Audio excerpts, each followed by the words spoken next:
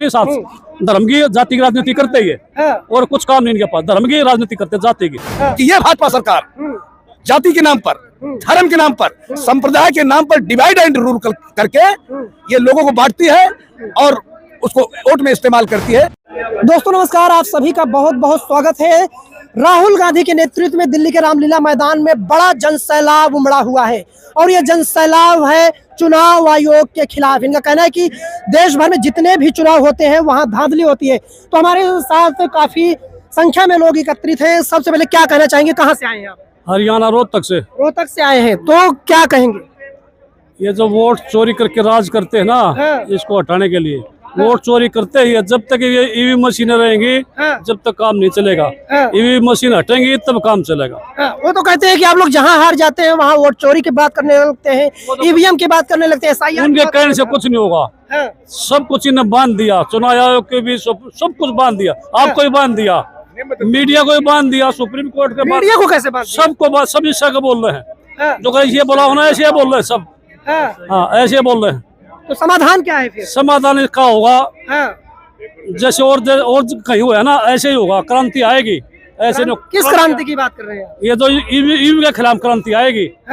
जो ईवीएम चोरी। राहुल गांधी ने बड़ी बड़ी प्रेस कॉन्फ्रेंस की, उसके बाद प्रदेश भर में कांग्रेस के युवाओं ने जो है प्रदर्शन किया, कांग्रेस के कार्यकर्ताओं ने प्रदर्शन किया, लेकिन असर तो नहीं हुआ ना। असर होने लग रहा है ना, देखो असर नहीं हो रहा। अब असर हो रहा है ये, और भी असर बढ़ जाएगा। जब पूरा असर बढ़ जाएगा ना तो वो ईवीएम अपने आप हट जाएगा। अरे बंगाल जीतने जा रहे हैं बिहार के बाद। अरे ऐसे से पूरी दुनिया का जीत ले, झगड़े से रोड़े से। कहाँ ये हरियाणा में जाट गैर जाट, महाराष्ट्र मराठा गैर मराठा, पटेल गैर पटेल, जाति का धर्म का ये से करते ही है। और क्या है? वो तो कहते हैं सबका साथ सबका साथ कहाँ है? सबका साथ ऐसे कर रही है कोई, सबका कुछ नहीं साथ। धर्म की जाति की राजनीति करते ही है और कुछ काम नहीं इनके पास, धर्म की राजनीति करते जाति की। पहले से क्या करें इनका, पहले से क्या क्या क्या कॉन्फिडेंस इनका है कि पहले से कि मैं वहाँ जीतने जा रहा हूँ। इसका मतलब वोट चोरी ग्राउंड पे काम करते हैं भाई। ग्राउंड पे नहीं काम करते, वोट चोरी जो कर रहे हैं इस बेस पे वो बोल रहे हैं कि मैं वहाँ जीतने जा रहा हूँ।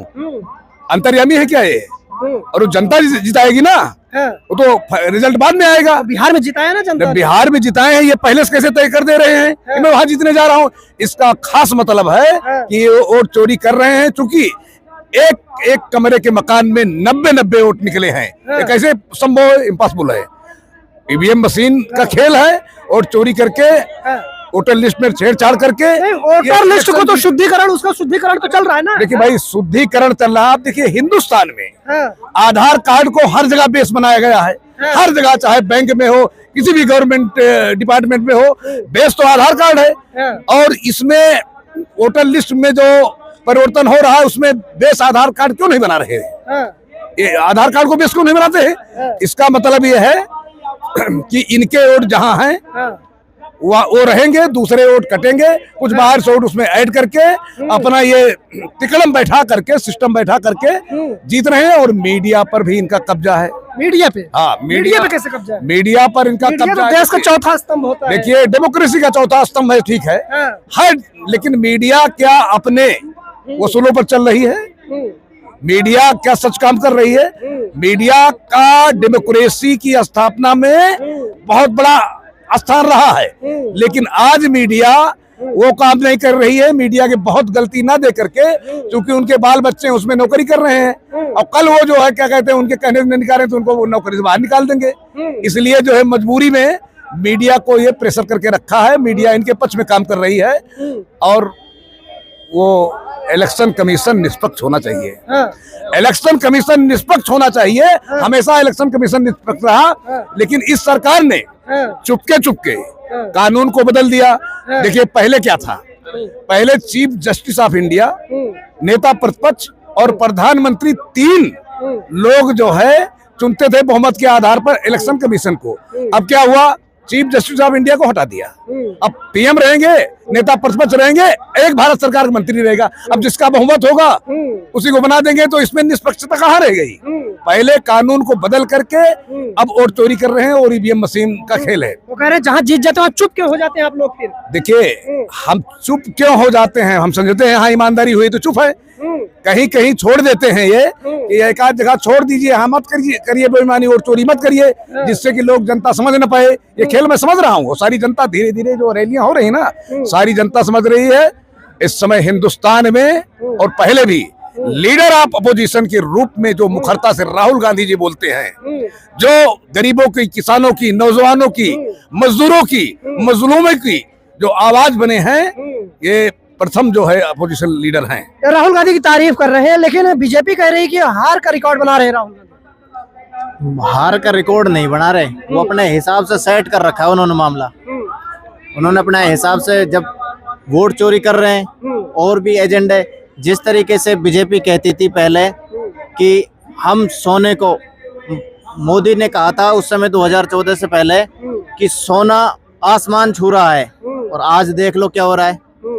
मोदी ने ये कहा था कि बहन बेटियों के मंगलसूत्र छीनना चाहती है कांग्रेस सरकार, और आज क्या हो रहा है, सोने को छू भी नहीं सकता आदमी, ये हालत। उस समय बाबा रामदेव भी ये कहते थे हम विदेशों से अगर मोदी आ गया तो काला धन आ जाएगा। आया क्या काला धन? कोई काला धन की बात एक आदमी चू नहीं कर रहा। काला धन की बात बताओ कितने गुण। बीफ के मामले में, गो तस्करी के मामले में बढ़ता ही जा रहा है, कोई घट थोड़ी रहा है। बताओ, गो तस्करी, बीफ 7वें 8वें नंबर पे जो पहले था, आज दूसरे नंबर पे आ गया। कहाँ बचा रहे हैं ये बताओ? ये सारे मुद्दे जो आप गिना रहे हैं, इनकी चर्चा तो नहीं? चर्चा है इनकी, सारे खेल इनके पीछे चल रहा है। जब ये जिस तरीके से अपने यहाँ मामला सेट कर रखा है, हम राजस्थान से आते हैं, राजस्थान में ये क्या झूठ बोलने का तरीका है इनके पास में। इन्होंने कह दिया कि 22 जिलों में आपको किसानों को दिन में बिजली मिल रही है। जब 22 जिले बता दिए इन्होंने, 41 के 41 जिले कंफ्यूज कर दिए। भाई कौन से जिले को पहले मिल रही है? सबको रात में मिल रही है बिजली, और बता रखा है इन्होंने कि 22 जिलों में कहाँ मिल रही है, दिन में मिल रही है। झूठ बोल रहे हैं, हर तरीके से झूठ है, सच है ही नहीं इनके पास में। तब बस जुमलाबाजी।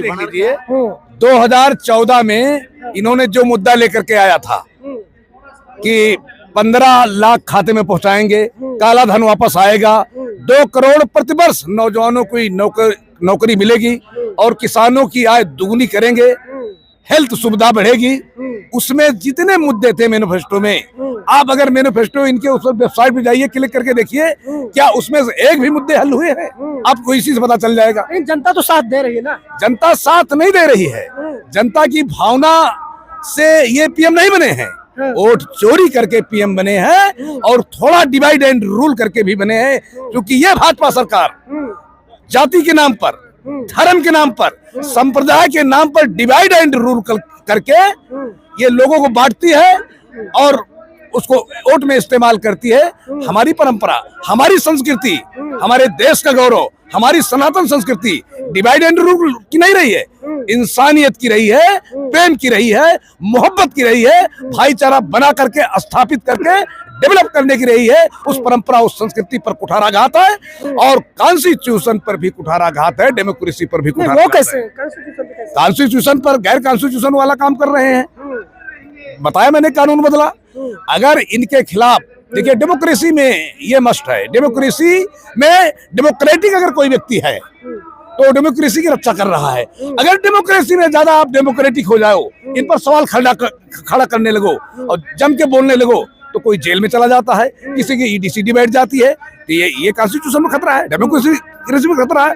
हम यहाँ पर रैली जो कर रहे हैं, कांग्रेस कर रही है राहुल जी के नेतृत्व में, एक खास तौर से मजदूरों को, किसानों को बचाने के लिए, डेमोक्रेसी बचाने के लिए और कॉन्स्टिट्यूशन की बचाने के लिए है, अपने हक और अधिकार, राइट को डिफेंस करने के लिए रैली हमारी है। और ये लड़ाई राहुल गांधी जी के नेतृत्व में, जब तक ये अपने विचारों में, अपने क्रियाकलाप में परिवर्तन नहीं लाते हैं, हमारी चलती रहेगी।